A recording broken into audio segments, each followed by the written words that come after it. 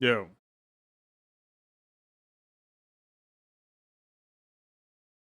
Alright, sorry for the delay. I had to back up all my defense shit for next week before I ripped it off the board.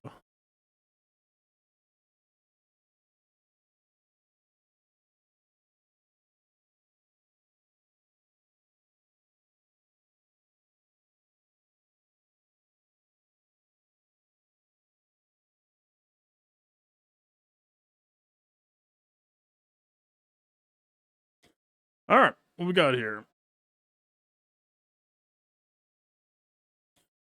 Crit damage, crit chance, health protection, tenacity but no potency, armor and armor pen but no Rizzy pen. We're still... Set 19 has potency in large volumes, right? But that does mean that once 19 goes... Actually, wait, am I thinking of 18 or 19?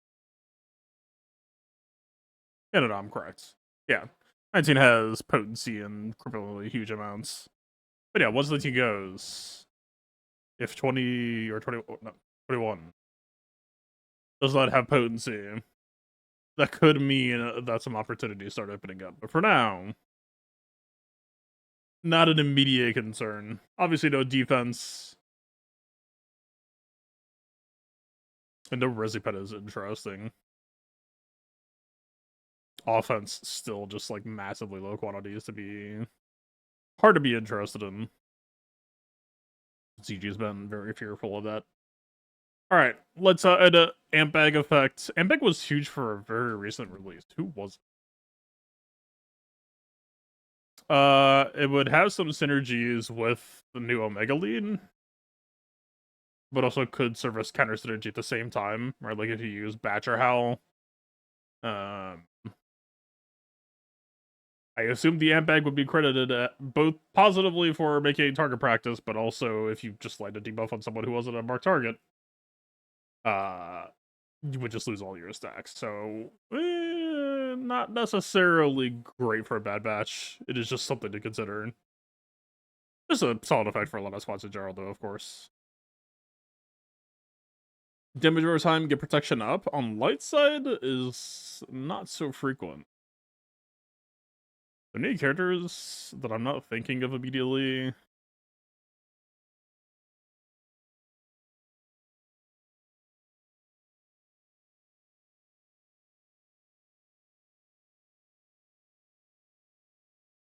Like, Boss Nass has it, but that's... Gungans don't give a shit about protection up.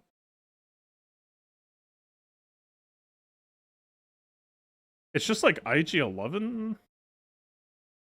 I guess Amidala, but I don't... Protection up would literally just be feeding Bane more damage, so it's not good there.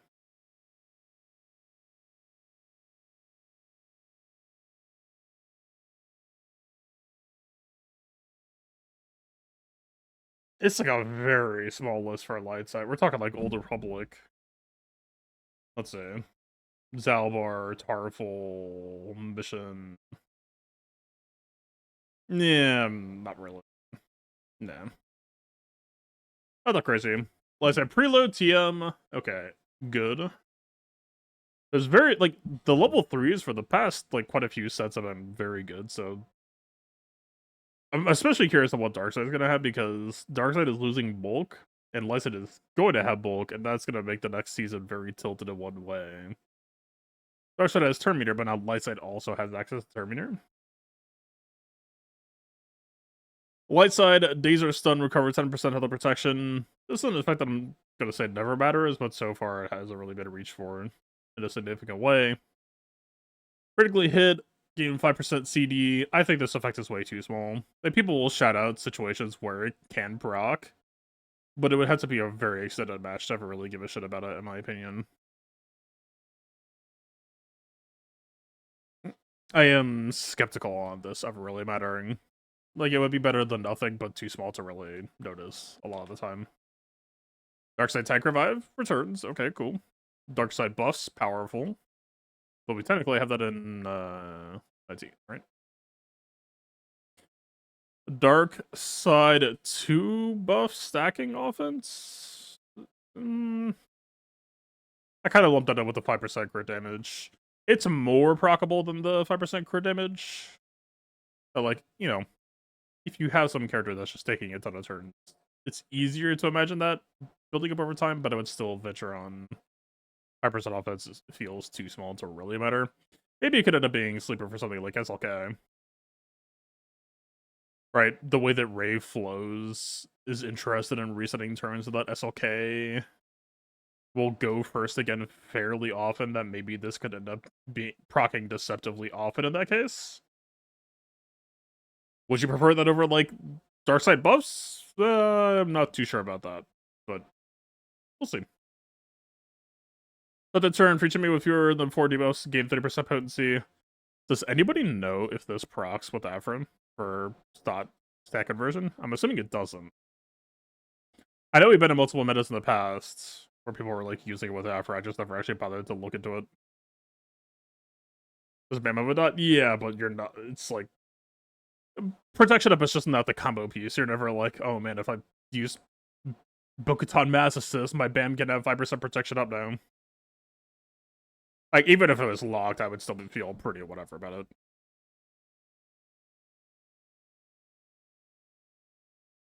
Don't know if that combos for Afro. I mean, it's an effect that doesn't read that well, but, like, historically, especially if we're talking, like, hey, this set has tenacity, they're setting up that, like, okay, Darkseid has a safety valve for it, I guess.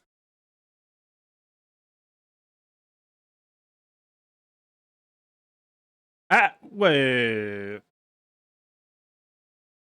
Okay, so Nice to just have a fucking out, then. Nice to can just grab this shit and not have to worry about checking the Java squad.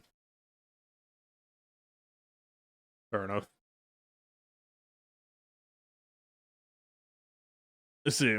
Darkseid allies use a special to gain 50% TM.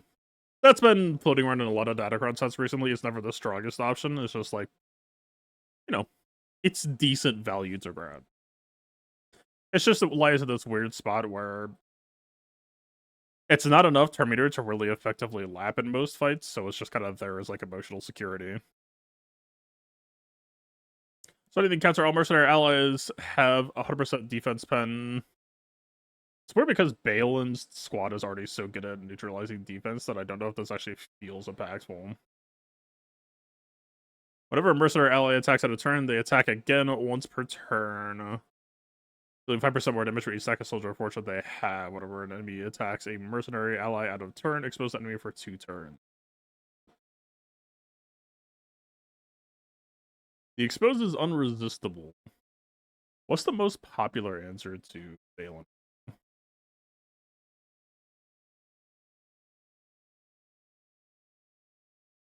Like, does this actually hit any of the current matchups? SLK won't really care, but also very likely might just be on defense. Reva, it's like, yeah, maybe put some exposed pressure on Seventh Sister, but it can still be dispelled.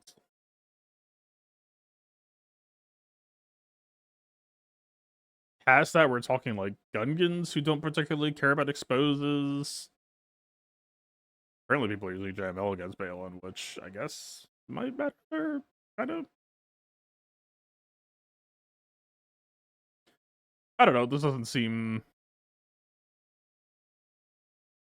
Mostly it would just be for the attack on a turn bit, but like, the biggest issue Balin faces right now is that characters like Shit and Huddy just have very fucking unfortunate ability prioritization that... I mean, what? She does Smokescreen first, and then second special second, and then AoE third, so you're like 3 turns gated out from accessing her best move on defense. It's so fucking unfortunate. It's a good effect, but I don't know how good it'll be on defense. This feels very offense coded to me. I mean, mercenary attack on a turn, attack again is decent for Hondo at least. And maybe it would make people like Kira more appealing. I don't know. I'll have to sit around it a bit. Mercenary allies crit enemy, critically hit an enemy during their turn, they gain 10% offense. It's not limited to once per turn, so like, that actually could be... I'm thinking for like Dad Bod Boba type shit. Will this apply to dash AoE? I wonder if this could be anything for like dash against Amidala.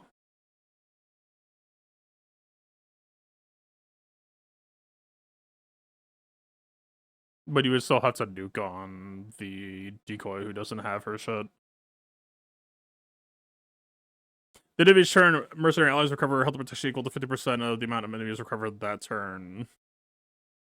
I've always liked this effect more than it's ever actually ended up having an impact on.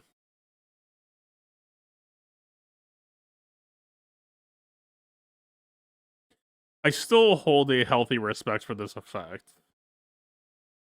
I can't tell you that it's gonna matter, but I will always keep an eye on it at the very least. It still feels like if you place this in the right place at the right time, it could hit insanely hard. The biggest issue that it faces is that, kind of like most effects, like we were talking about this with Jocasta Nu, it can't be theoretical recovery, it has to be actual recovery, so the amount that it could give you on paper is never as much as it gives you in practice, and again, unless it has to be the right place, the right time. First time each mercenary ally falls below 50% health, all mercenary allies reduce their equivalents by 1 and gain 2% turn meter. Same does as always. It's not a bonus turn, and it's not total cooldown reset. It's just too little too late at that point, in my opinion. But a battle, mercenary allies get retribution for 3 turns, which can't be dispelled. So I mess around with this when Balin first drops. I don't think this is actually a bad effect. This might be the effect that I reach for with Balin first. It makes things vaguely more interesting at the very least. It gives a little bit more reactivity, because so much of the Balin squad identity is about getting attacks out and willfully trying to get resistance to get turn meter. And this kind of helps achieve that goal. Yeah, I don't know. I will probably default to this first and then see how things flow. Hut Cartel. Whenever an enemy takes damage from a thermal debt, all Hut Cartel allies gain 5% offense stacking until the end of the encounter. I wonder if taking damage from a thermal detonator would include Ampag, but Hut Cartel is similarly dark side locked. Okay, stacking offense. On enemies afflicted with a thermal detonator, they're immune to health and protection recovery. Whenever a Hut Cartel ally uses a basic ability during their turn, all Hut Cartel allies gain a 10% turn. Basic ability during their turn. Bausch self-assist, right? But it's only once per turn.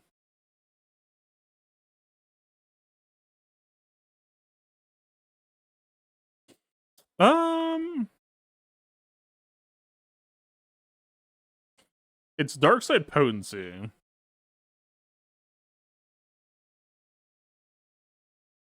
I don't know. I think I'll still try to Nisus of this.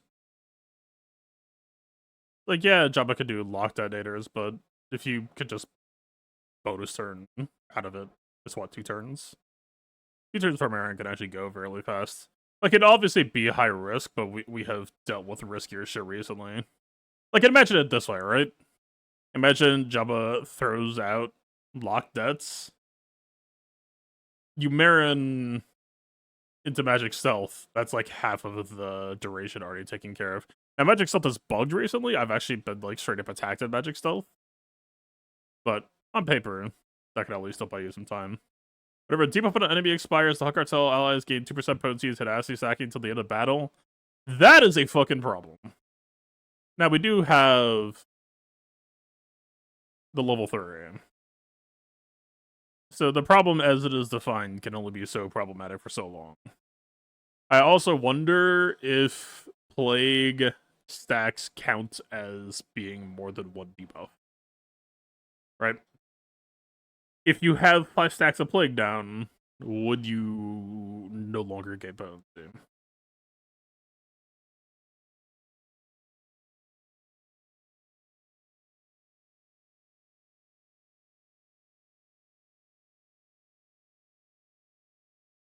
I guess it's a question of like which level 6 feels generically best. I guess the most fights possible, not necessarily just Night Sisters. But to me, as a Night Sister player, this would worry me more immediately. This is playable. This is a fucking problem.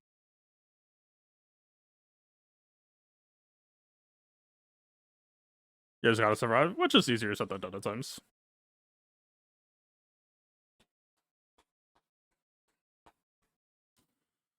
Interesting. The first time each cartel ally falls below 50% damage immunity for one turn. Damage immunity is also actually fairly decent for Night Sisters. It changes the flow of the fight at the very least and pushes people out of their comfort zone.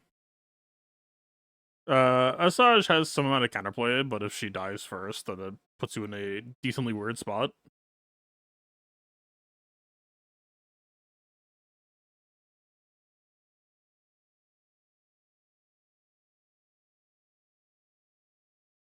This is going to be an important set for checking what Datacron Joppa has on them.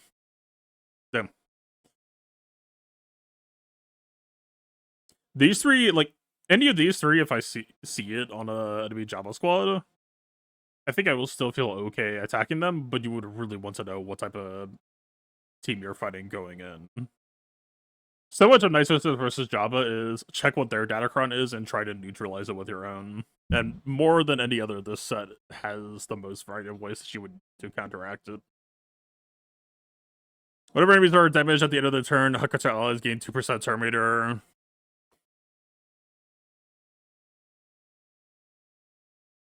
This is kind of a worse version of the first one.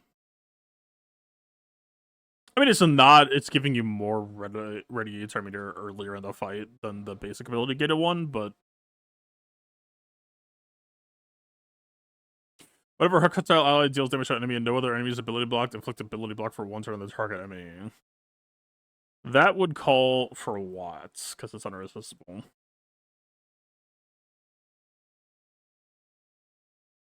There is a lot of pressure against Night Sisters here. I don't think any of them are total deal breakers.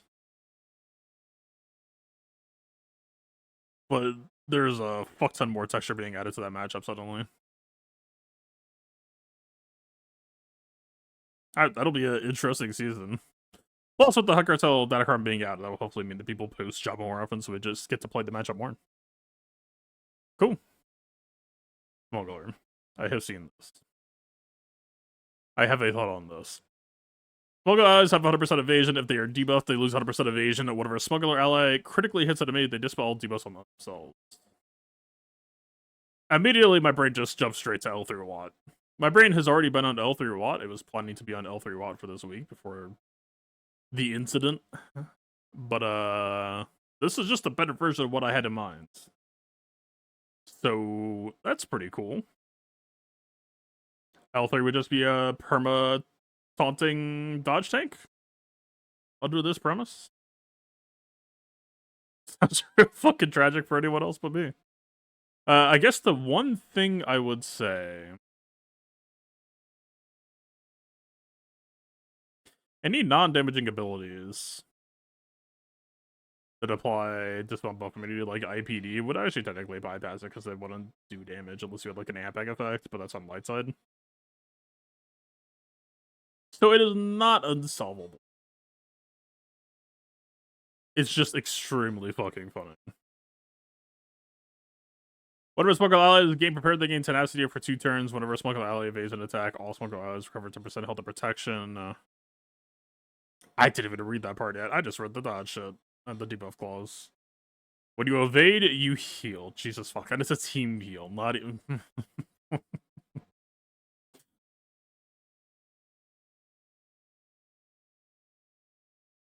Huh.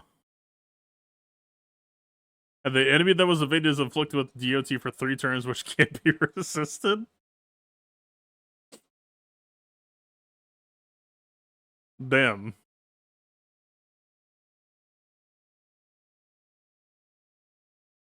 Alright. I will keep this in mind.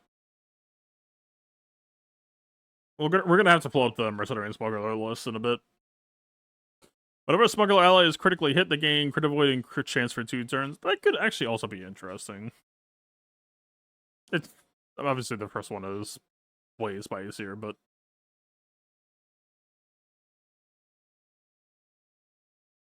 okay, retaliate for smugglers, whatever. Cooldown and 10% for first blow, or each blow. Not that good. Smuggler defeats like a bonus turn, also not really that great. It's like kind of fun on Star Killer, but Star Killer has a lot of kill pressure to be able to leverage it and be more aggressive with it. Okay, yeah. The level 6 is like so far the clearest, most powerful build around. Like, yeah, worth looking into the smuggler list for like Balin, Ray, L3, wherever the hell she would want to go, and possibly Afra, people like that. We'll have to pull the roster list to like do a roster scroll and see what pops out. Droid. First time each droid ally falls below 40% health, they gain damage immunity for 2 turns, which can't be dispelled. Immediately makes me think of like L3 Afra back in the day with Datacron when I made Puzzle Box Afra. Because you had a very similar thing with L3 Savior proccing with the Afra fall below 20% health. So this is also fairly L3 coded. But with how good the Smuggler's 6 is, I can't really imagine that you would reach for this so far. Whenever a droid ally dispels a buffer debuff, all droid allies gain crit damage up and offensive for 3 turns. Which can't be dispelled. Can't be dispelled is interesting at the very least. Whenever an enemy is stunned by droids, all droid allies recover 25% health and 10 speed. Weird.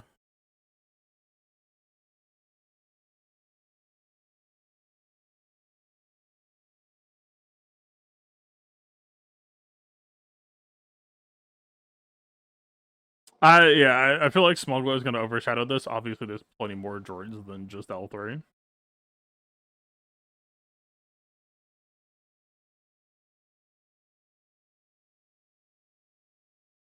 Whenever a droid ally dispels a buff, all droid allies gain crit damage up and offense up. So what the hope would be like T3 does his smoke screen, and then you like try to set up a droid nuke or something, and you have the extra damage steroids. I don't know. I'll never say never, but outside of like what set 16, where you just have like crippling amounts of crit damage so far, droids have never really been able to satisfy the fantasy. Never say never in that respect. But I don't know. I'll look at the droid roster in a bit just to go soul switching. It's a weird set of factions, right? Mercenary is kind of a weird faction. Smuggler's a weird faction. Droid's a weird faction. Very similar to the each other in those respects. Kieradun. Whenever Kira gains stealth, they recover 100% protection. Dog shit. I mean, like, what? I guess you could try to be, like, some cutesy sort of VIP thing, but even then, like, runnable, not that big of a payoff. That I can think of, anyway. IGD gains damage immediate Terminator and blinds enemy is kind of the snitcher. We've seen this one before. Yeah. Not great, not terrible.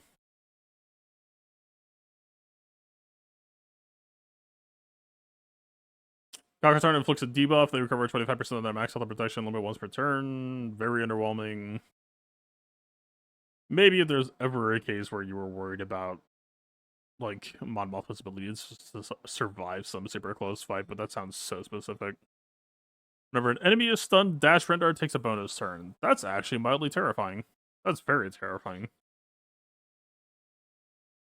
We've seen this in the past on characters like Ayla. And I think like R or someone? I never really used that one. So, like, obviously you get a starter if you run Dash with Han. I have to look at Smugglers to see how repeatable or spammable this would be. Obviously, Dash can bonus himself. So, like, if you're playing on offense, you could Dash shoot into Fish for Dash stun. It feels a little bit greedy or risky that you don't guarantee get that stunned unless you just, or instead of just cashing the AoE in, but that's incredibly potent. I'm Enforcer. The Alien Deleter is Hut Cartel. Whenever they use an ability, assist dealing 50% more damage at the start of their turn. All enemies inflicted with thermal jets are inflicted with buffing for 1 turn. Whenever they attack on a turn, they always crit. Or enemy critically hits Mob Enforcer, the enemies inflicted with a stack of thermal jet for 2 turns, which can't be evaded or resisted. Okay. I don't remember Mob Enforcer Basic. We can check that in a bit. That last clause seems like the most significant.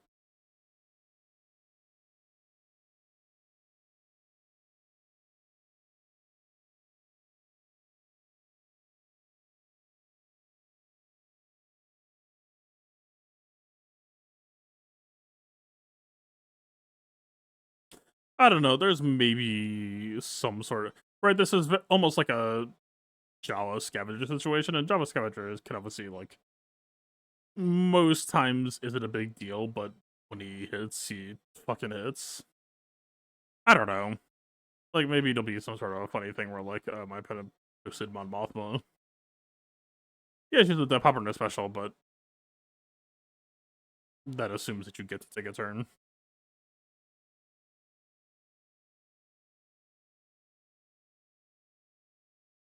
I will keep an eye on this. I don't know if this is like oh shit amazing, but that last clause is very powerful. Nests. Is this just like the return nests? Ally assist. There's no attacker cron. Need to max out the reduction, takes a turn, she assists, inflicts a debuff, she gains crit damage stacking, uses a special, she attacks again, so they just baked an attacker cron. When she attacks out of turn, she exposes. When her enemy takes a turn, she gains 5% offense stacking until the end of her next turn.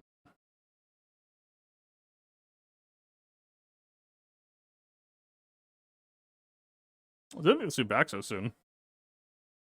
I mean, she's a smuggler, right? Alright, yeah, that will obviously be extremely powerful. Ray Nets was pretty good last time. To what degree that's dependent on attacker cron, we will see.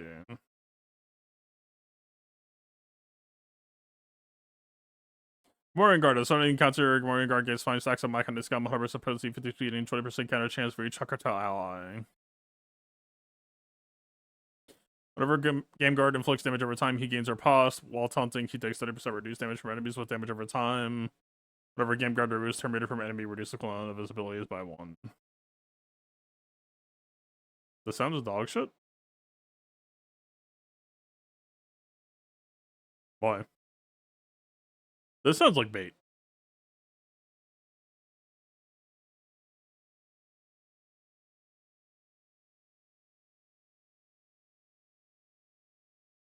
He gets all those things times 5.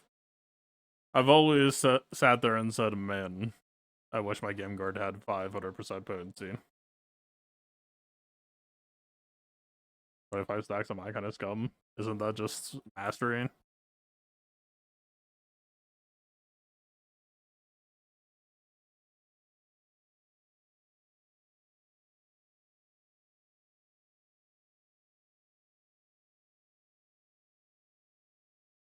Armor, health, steel, and protection. Oh no. Anyway. Yeah, I don't know. I hope that people take the bait. I could really use some pressure relief this coming season. It's not on him. Is it my kind of scum just mastery?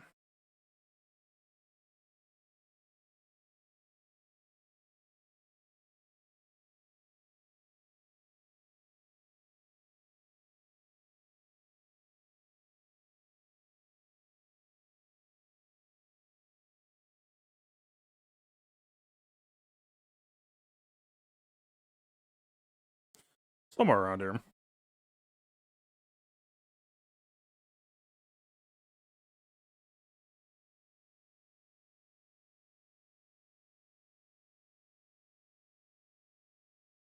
I guess it doesn't say.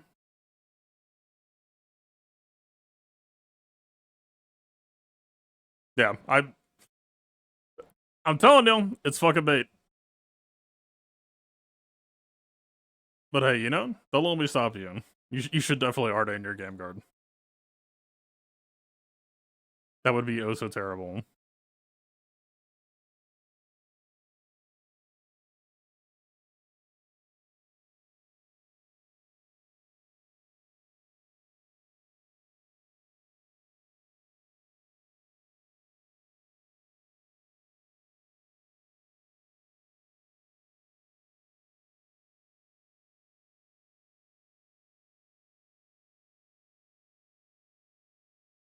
Yeah.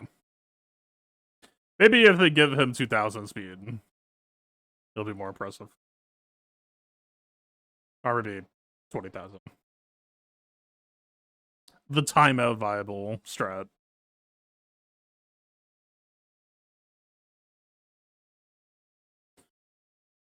Yeah.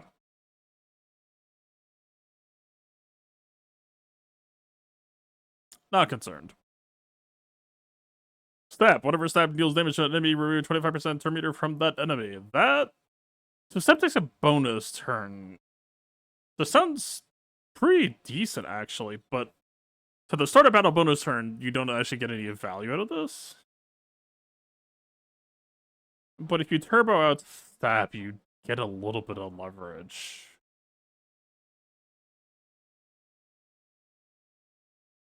Yeah, I know it's not target enemy, but again, everyone's 0% turn meter with the bonus turn. But either way, with the stab Omicron, even if you didn't go second after your bonus turn, you could still get some leverage. Yeah, I'm not gonna sit here and say, oh, GG's so good this set. Like, you really, like, Attacker Cron was kind of the last time that GG was in a really solid spot. This is not as good as that, but this is actually, like, pretty respectable, right? That kind of has a sort of built-in initial bonus turn Cron.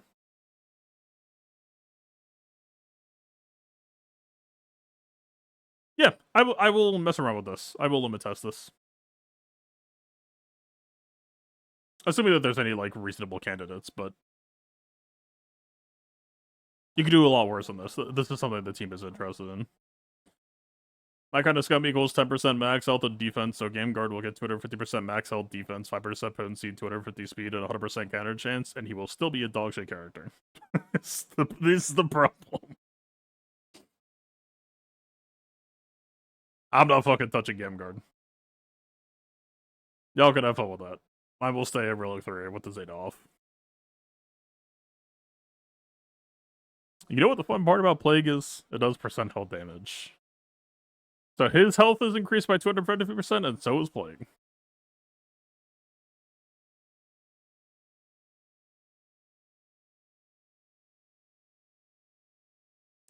IPD. Whenever an enemy takes a turn, Imperial Probe Droid takes a bonus turn. It's one of these. IPD is a very, like... So there's no droid stun 6. IPD is a very interesting candidate for bonus turn. Actually, have we already had IPD bonus? Am I crazy?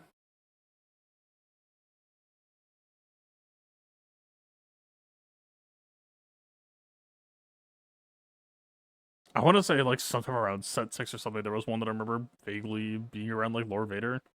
Or maybe it was, like, an IPD. I forget. Whatever. I don't know, so this is kind of just, like, buff cop, more than anything.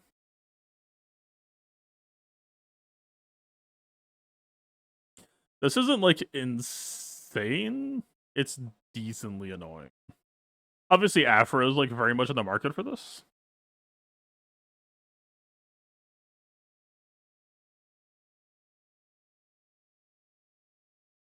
Interesting. I don't know. I, like...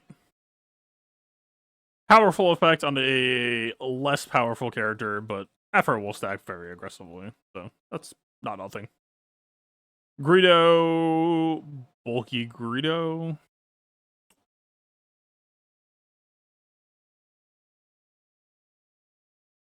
I still think Greedo is not actually that bad of a character, and he does struggle a lot from being just insanely squishy.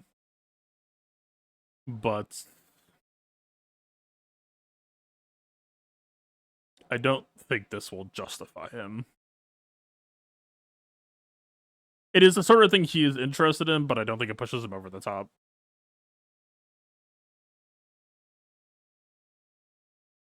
Best one goes through at the start of his turn, dispel deals on them. They heal, rage debuff dispelled.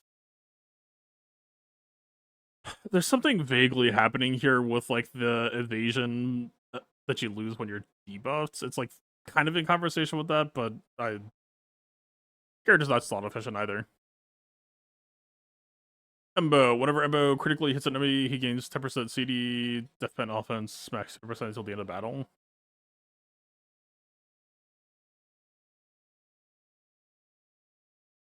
He doesn't do the most damage to start.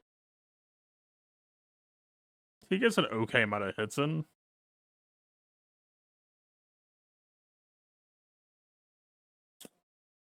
This seems like the thing that you'll toss on because you don't have anything better to do, but I'm not, like, fearful of this on defense. Bam! 20% damage reflect. Yep. BT1 armor shred.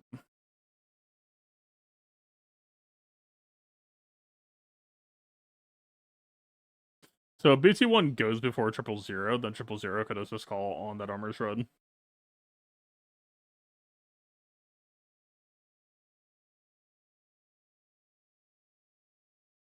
BT1 is a strength attacker. So the kind of tricky thing happening here is BT1... You kind of want the armor shred before the AoE. You're decently happy to just have it anyway, but I don't know if you ever would reach for this over IPD. They're kind of different situations, though. IPD offers you scaling, BT1 offers you more kill pressure.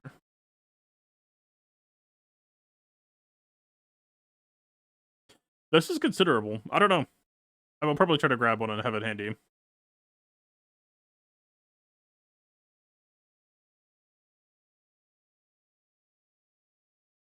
Yeah, having like a near start of battle AoE armor shred definitely would not hurt us following turn. Mission, use an ability to deal more damage, max 100% equal to their potency percentage. Old Republic is just so old Republican when it comes to their mechanics that it's hard to be like excited for this. Like even in 3v3 where you think like Mission Zalbar could do better, I just don't. It's very hard to get excited about this. It could like fuck up the mid game though, where accounts are less fleshed out. People have JKR. I could see it being good there.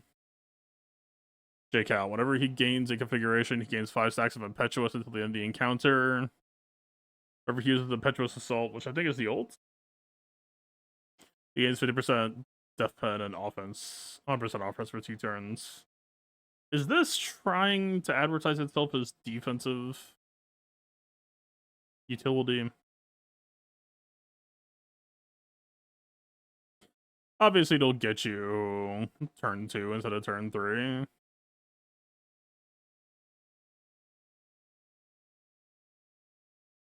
Datacron Set at 18. Datacron doesn't exist. I don't know, so this is like slight offense acceleration and actually decent defense acceleration. I still don't know if I fully believe in it, but it might be interesting to explore for set 18, like JML J Calberis with this.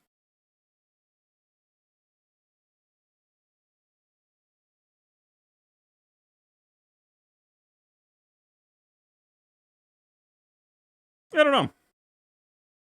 It gains a buff, he gains 10% defense stack until the end of the encounter. Never hurts. Okay. That's a lot of fucking text.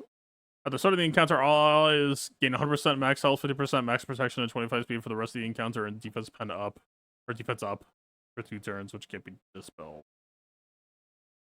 Whenever Son of Stars gains turn meter, all allies gain 25 offense stacking for 3 turns. Whenever an enemy is inflicted with vulnerable, they are also target locked for 1 turn if they didn't already have it.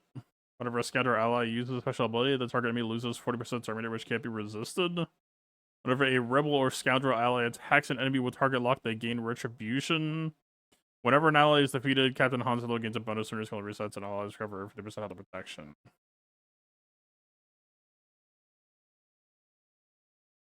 Yeah, had me in the first half.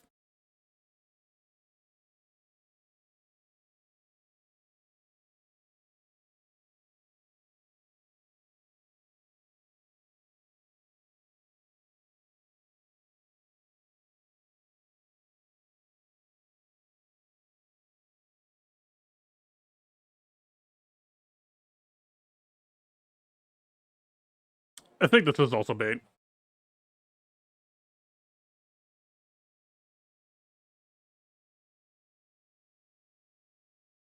I look forward to my opponents unironically posting Sano Staros. Is my thought. Much like Gamguard. This is the Gaslight Datacron season era, isn't it? Putting Captain Hana on Leon. Isn't okay, back the fuck up. I thought it had a if she was lead clause. But she's not a rebel, right? She's a scoundrel. Does Leia care that much?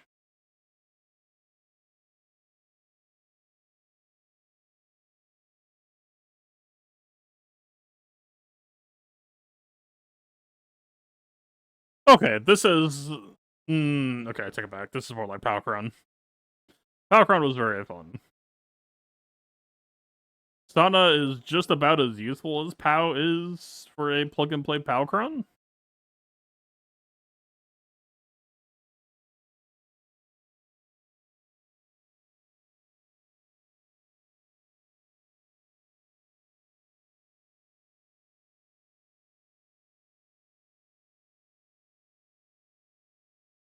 I'm gonna have to stew on this, but okay, yeah, this will be good. Just please, for the love of fuck, don't use it on Sana lead. Whatever another ally uses an ability on their turn, can assist, dealing 50% more damage. I forget, but isn't the Jabba contextual button only calling attackers to assist normally, so he doesn't get called here? That's kind of goofy. More bounty hunter centric. The start of the encounter, HK gains 15 speed for his Rider Scoundrel ally. At the start of HK's turn, he inflicts evasion down on enemies for 1 turn, which can be resisted. Whenever he's afflicted burning or torture, HK's ability cooldowns are reset. Whenever HK uses Assassination Protocol, inflicts ability block on target, made for 2 turns, which can't be resisted. Whenever enemy is inflicted with tenacity down, they're also inflicted with fear for 1 turn. I feel like we already had an HK Fearcron, didn't we? Not this one, but kinda. Huh.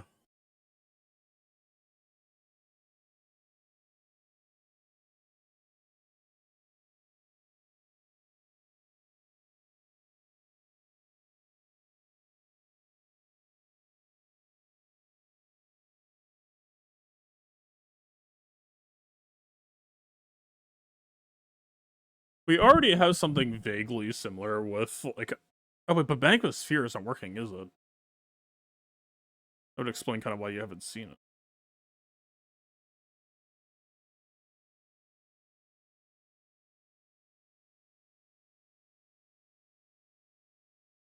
Appearance on it doesn't like behind HK. It's not, but it is still a question of slot efficiency. I imagine that this will be used somewhere, but it is very close to writing the line.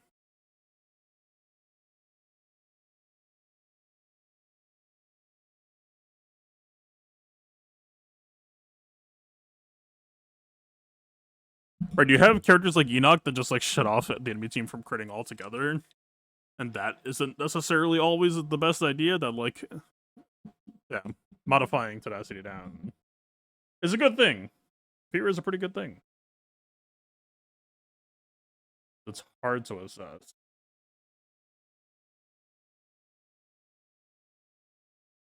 Start of our encounter, Cure gains damage immune for 2 turns, which can't be copied, dispelled, or prevented. Start of her turn, Cure gains prepared, whatever mercenary allies attacks. She assists once per turn. Oh, it has to be a start of her turn, not start of battle. Whenever mercenary attacks, she assists once per turn. Her basic does 2 hits as well, so it's guaranteed giving herself their meter. Oh, if she has Hellsteel. Whenever she loses prepared, she gains 5 stacks of Soldier of Fortune and 20% potency until the end of the encounter. First time she uses a special ability, while she has 20 stacks of Soldier of Fortune, she inflicts healing immunity and protection disruption for 3 turns with the target enemy, which can't be dispelled, evaded, or resisted. I mean, this seems like the natural Balin option to reach for.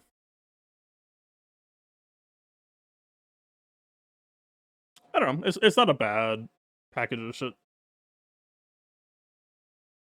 Locked, unpreventable, undispellable damage immunity. is kind of funny. But ironically, for the archetype of the character, you actually imagine that it's not going to last that long. 2 turns is not 2 turns.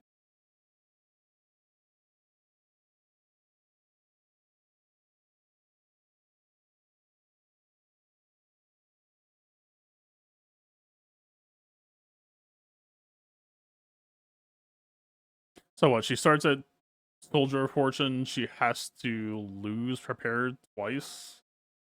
And then she gets 1 instance of locked killing medium protection disruption. I don't imagine that she's ever really going to get to do that. I don't know. This is like a very respectable level 9 that for how Balin usually goes on defense, I imagine she's not going to get the opportunity to play the video game that much. That's okay. Well, that's okay. It's kind of off the market. But either way, like, Inquisitors will also probably just power. But it's definitely not bad. Weird. What a weird set. Definitely some good stuff. There is more bait in here than usual. Okay, this isn't bait anymore. We've established that. Ton of lead will be bait.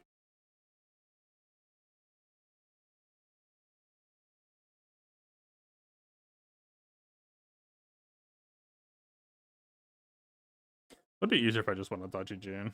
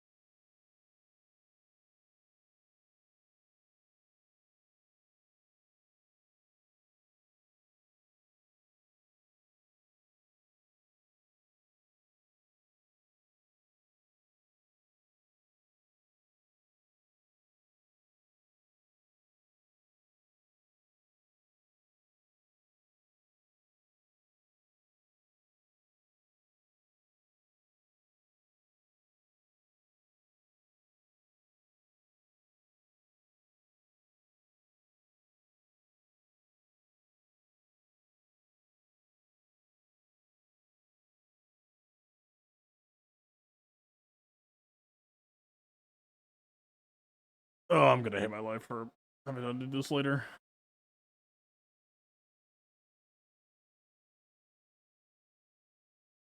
So you lose the fracture.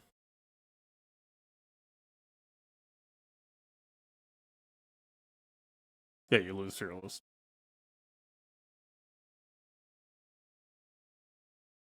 That might be too far. Leia loses a lot if she isn't actually actively pressuring you for not focusing on her.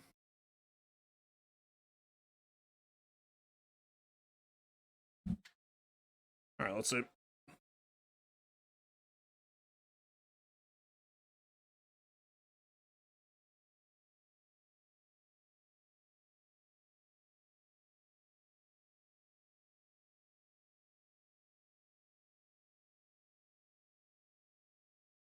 It's almost isn't a question of who's in this faction so much as who is most plug-and-play friendly, which is still a document I really ought to put together and maintain at some point.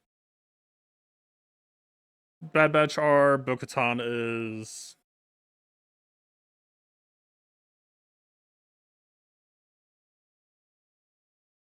Ahsoka Tano actually is.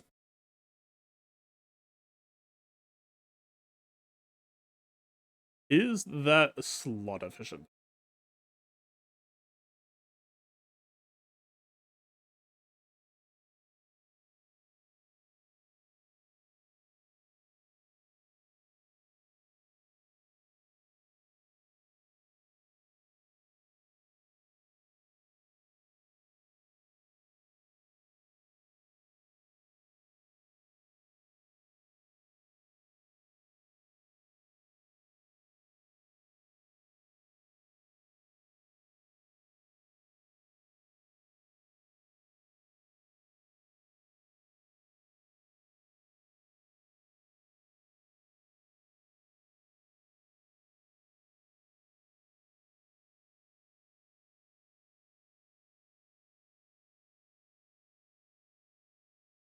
Man, I read this clause out of context.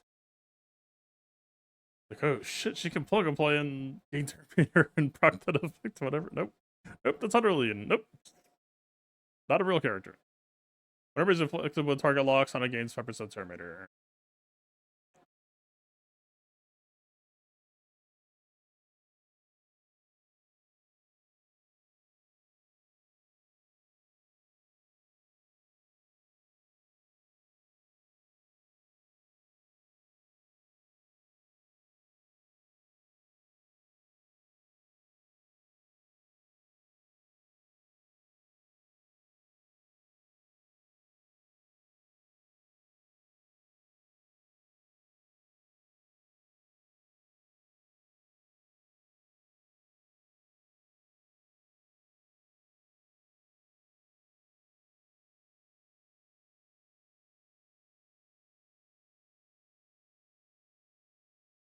No. What the heck is a great, but I fucked up.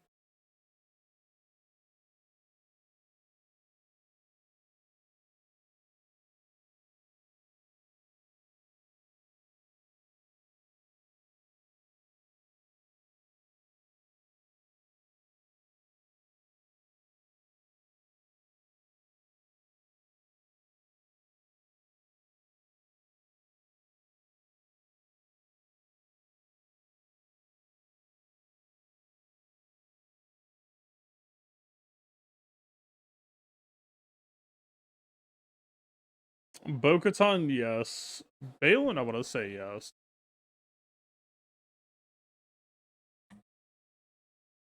Balin, yes, but for the demons that he's facing, I don't know. Sana actually offers him that much. It won't change his fate. See or no?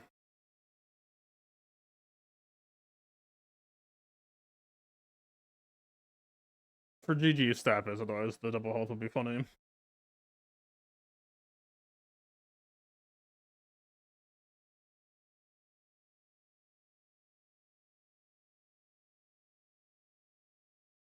Yeah, Deba batch is.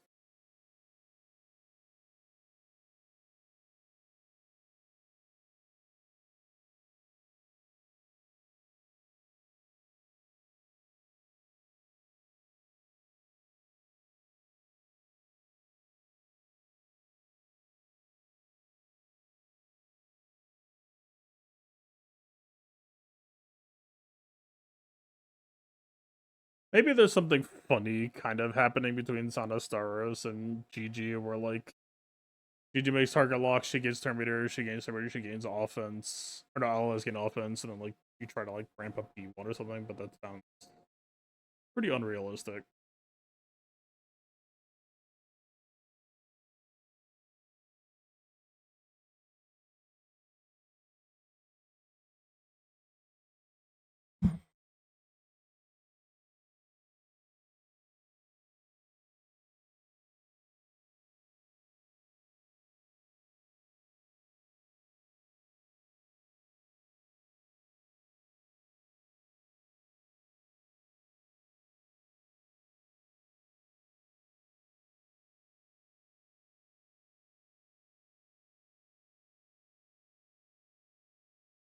Actually, that was a good way.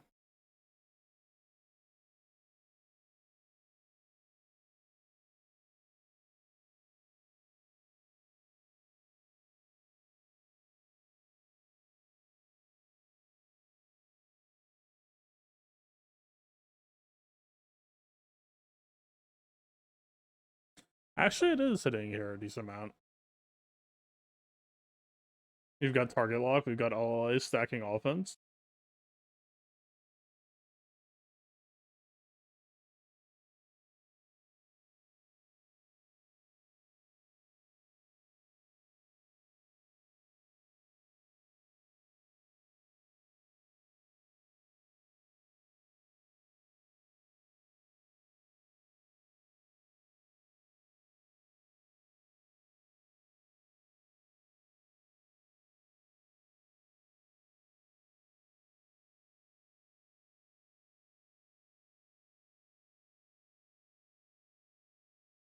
The only downside would be that this would break the Afra slight factional ship, but Afra is Like, honestly, this would just shift Afra's game plan a bit.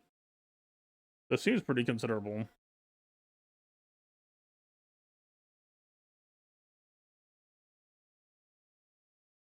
How's this set looking? Pretty solid. I think some effects are going to go super overrated. But that's fine.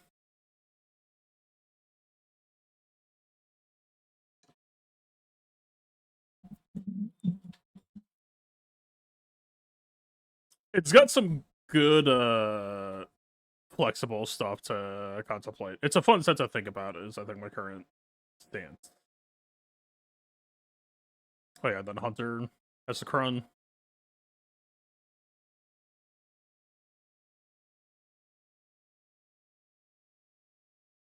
Hunter gains 30 speed and all of the mercenary allies gain 10 speed for each mercenary ally until the end of the encounter.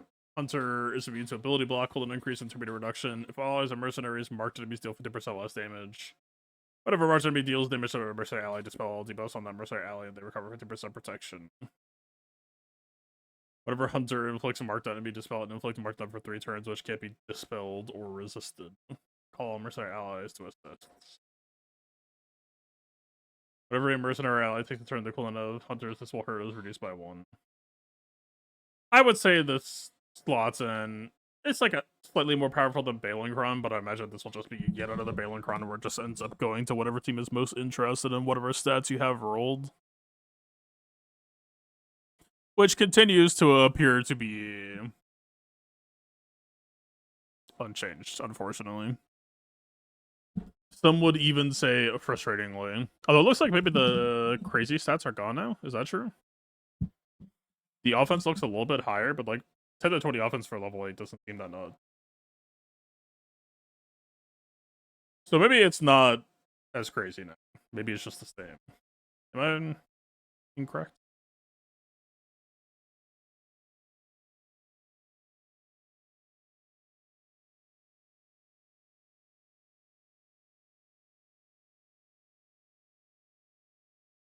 Okay, it's about the same. Okay. So that is no longer happening. Thank fuck.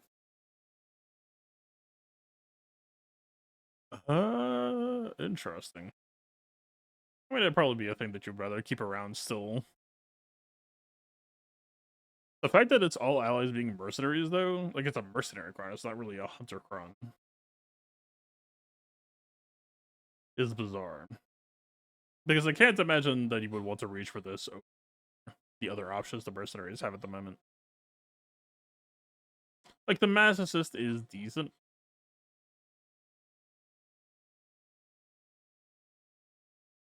I don't know, this seems like a healthy place for balance for exclusive crons, though. It offers an alternate playstyle if that's something you would want to pursue, but you don't have to have it.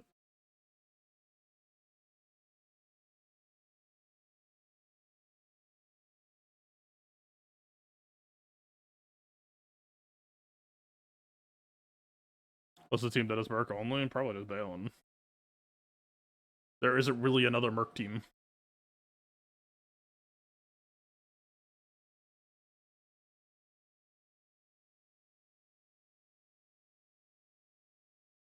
What, I guess Dash technically has a lot of core members who are Scoundrel and also Mercenary. But the Smuggler 6 is the one that would take the focus, right? The Dash 9 and probably the Smuggler 6 would be the ones you want. Unless they happen to put Dash in the Merc 6.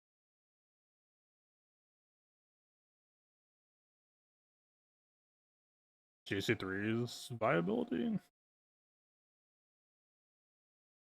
It doesn't, it's just not that interesting of an effect.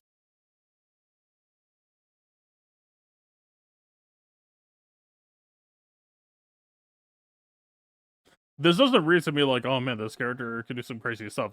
This to me almost reads like this should have been base kit. But again, the new bad batch that we're getting so far are CG seems very afraid of how many bonus turns they can take, and so they're being very careful limiting an effect like this to only being allowed for mercenaries. because they are concerned about what would happen if you can print bonus turns that give you mass assist per bonus turn, right? That is very much the feeling that I get from the new Bad Batch so far. We'll see what characters like Crosshair end up looking like. But yeah.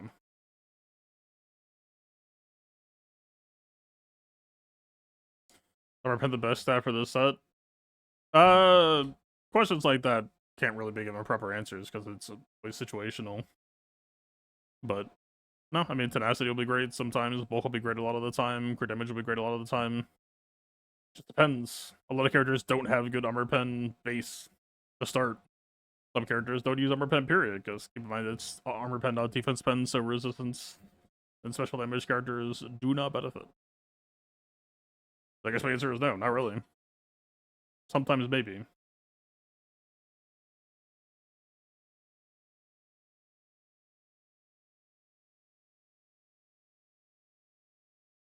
Interesting that SOK will not have a level 3 bulk for the rest of that time. But you could just, like, load health here instead.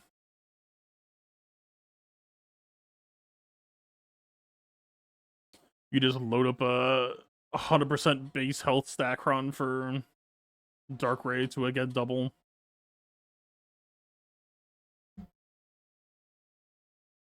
Or 100% health Dark Ray. Surely that will be good.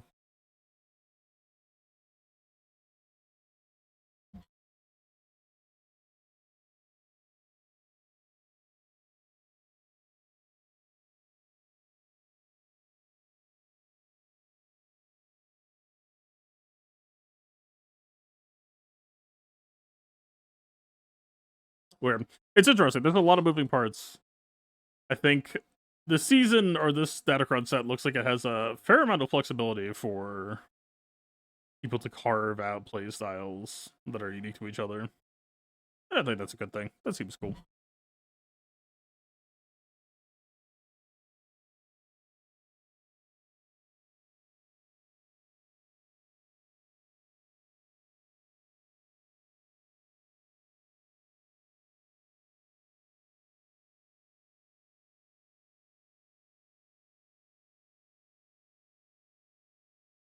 Alright. Well, I did not get much sleep last night. Uh,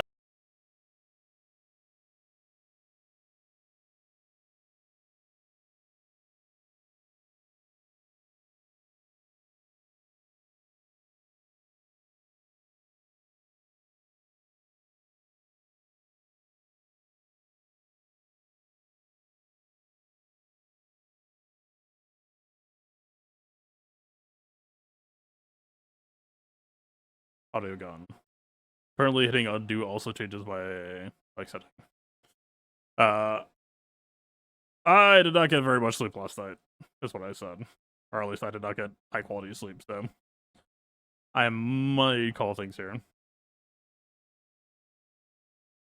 I would like to stream some Marvel Rivals, but I would not say I'm in competitive shape right now. But yeah, cool. Good set. I'm excited for it. Lots to look forward to. I'm still kind of just impatient for Bad Batch to actually finish their shit up, but I still have faith that I think the squad will be interesting. It really is just a question of what's CG's full vision. It feels like Crosshair has a lot resting on him, as well as potentially Wrecker. Yeah, we shall see. Anyway, I'll take care. Peace.